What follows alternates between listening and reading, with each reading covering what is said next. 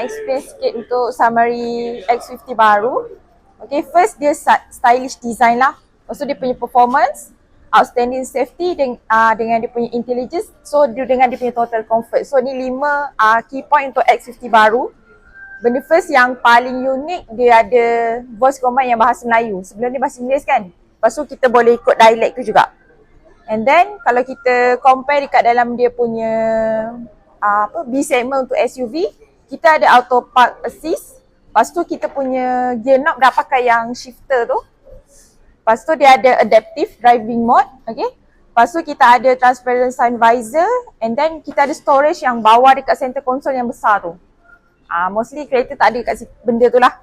And then kita punya handling dengan kita punya sporty spoiler. Lepas tu kita boleh cakap juga dia punya 1.5 turbo engine, dia dah pakai IGT sekarang. Lepas tu dia punya ISU kita besar, 14.6. Okay.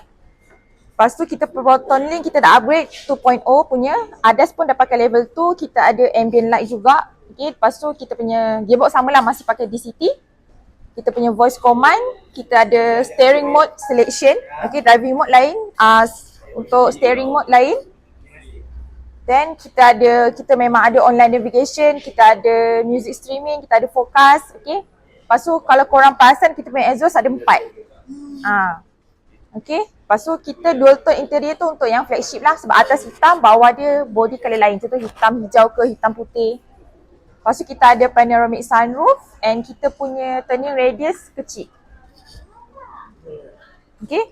And then korang boleh cakap juga kita punya, apa nama tu? Yang 360 camera tu kita ada 180 yang transparent sekali. Okay.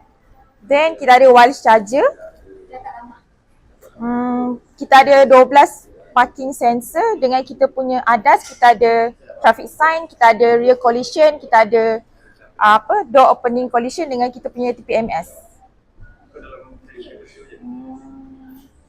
Yang lain tu sama je.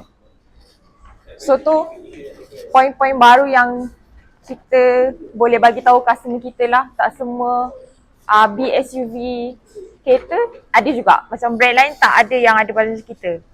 Paling highlight kita punya voice command lah, ada bahasa Melayu. Thank you.